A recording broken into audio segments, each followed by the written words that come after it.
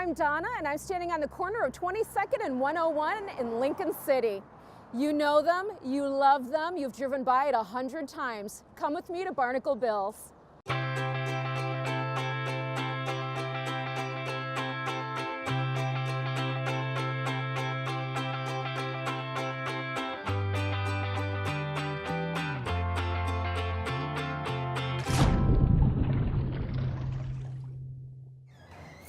Sean, thank you so much for the behind-the-scenes look at Barnacle Bill's. You're welcome, Donna. We got Diego over here breaking down a couple salmon for us. You guys make this look so easy, and I know it's not. Would you be willing to come back to the Culinary Center and show us how to fillet a fish? For sure. I'll come back there and show you how to break one of these down. That sounds great. Awesome. Let's go. All right.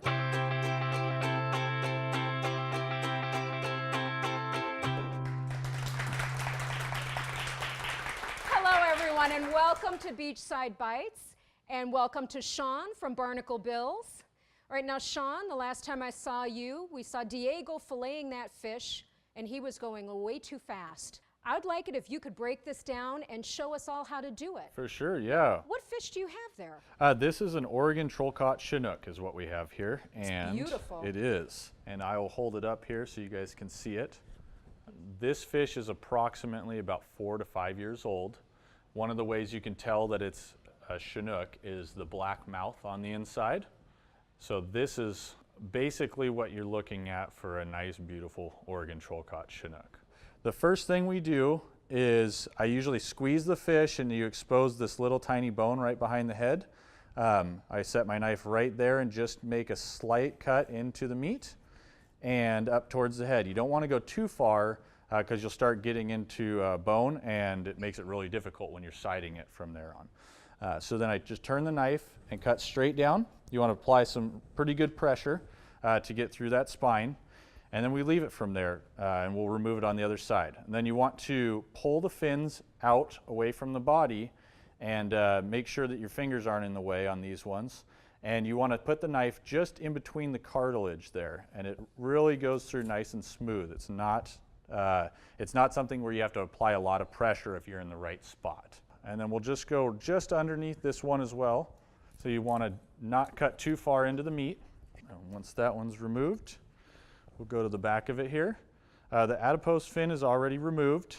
That means that it is a hatchery fish, but it's considered a wild fish. I'll also remove this part of the fin as well. And the last portion here for the head is once again squeezing together. You get just underneath that bone right there, and voila, wow. The head is removed. And then you spin it back around.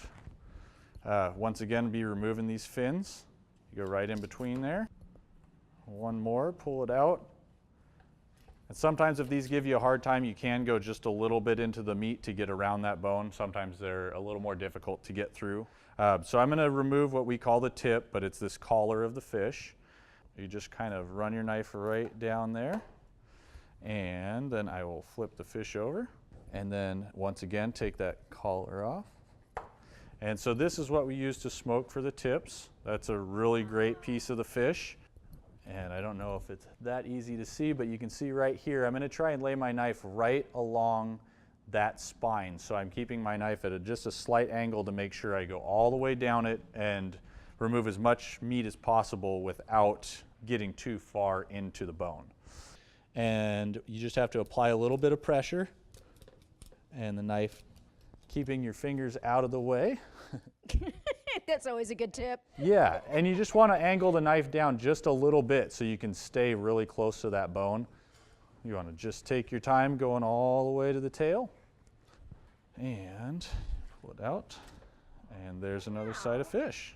And so you have this whole portion of the spine that still has meat on it.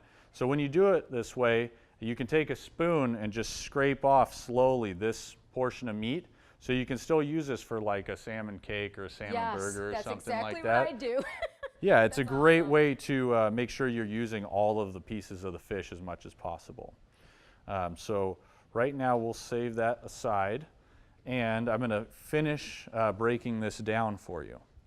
So I like to trim up the sides to make it sure it looks really nice. You just kind of run your knife down there and get right to the skin and apply a little bit of pressure and remove that portion off. And then once again, it's kind of just removing this part of the spine that's still on the back part of the fish. And that's basically what you're looking at you want to have for one full side of fish. Just like that. All right, Sean, I feel like I could do that. Thank you for showing us that. Seriously. You're welcome. All right, I know. See, you made it look so easy. We all feel confident now that we can go home and do that. I can tell you've been doing this for a very long time. A few years, yeah. Thank you so much. Sean, I have loved having you here. Thank you so much for joining us. Thank you for having me. Sharing your knowledge with us. And thank you to all of you for coming. Thank you so much. And this was Beachside Bites.